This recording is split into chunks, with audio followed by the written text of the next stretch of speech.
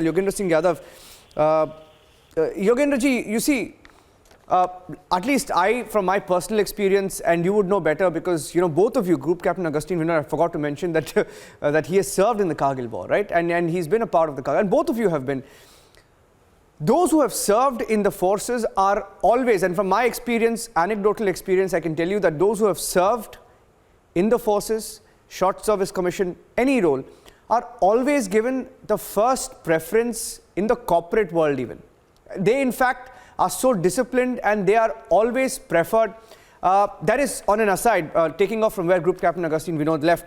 But going by what the report said, Captain Yogendra Yadav, the report wanted a younger colour service, report wanted a reduced age gap, report wanted a younger army. Can I get your views on that from your first-hand experience in the Kargil War?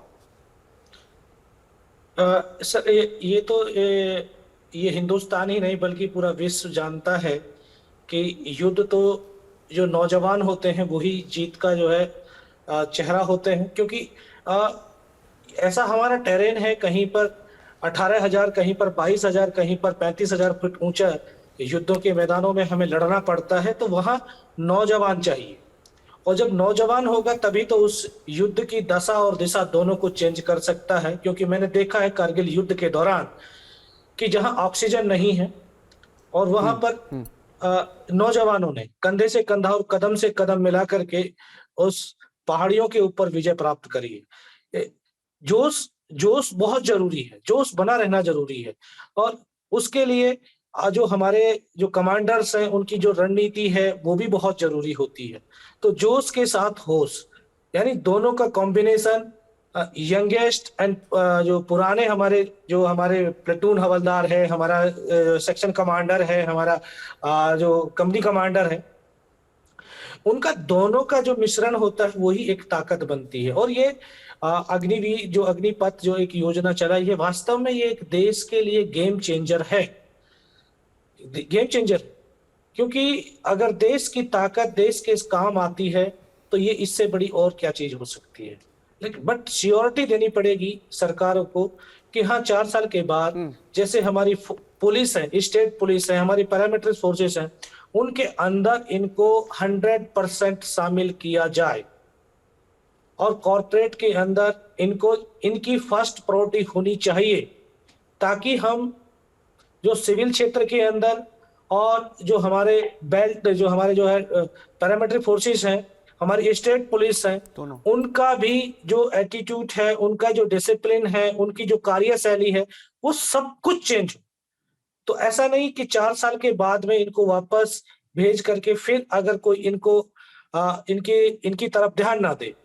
तो ये सरकार को ये समझाना पड़ेगा कि हम 100% इनको वापस जब ये 4 साल के बाद जब आते हैं ये नौजवान, तो इनको कोई अगर अपना बिजनेस करना चाहता है, वेल डन, गुड, बिजनेस कीजिए।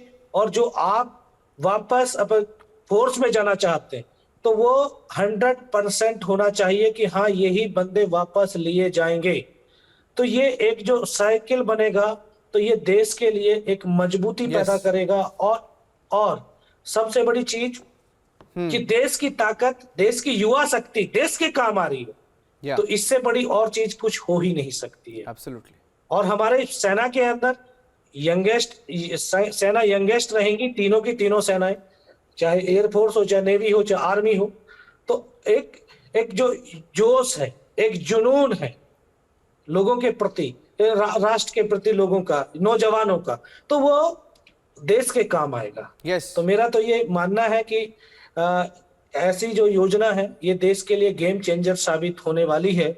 और साथ ही साथ एक सरकार से और आप लोगों के माध्यम से ये जरूर कहूंगा कि जो हमारे अग्निवीर पहले 4 साल के अंदर जो शहीद हो जाता है, हाँ जी, शहीद हो जाता है, तो सर उनके लिए गवर्नमेंट 1 करोड़ रुपया दे रही है, ठीक है, लेकिन उनको पेंशन का प्रावधान होना चाहिए जो शहीद हो गया।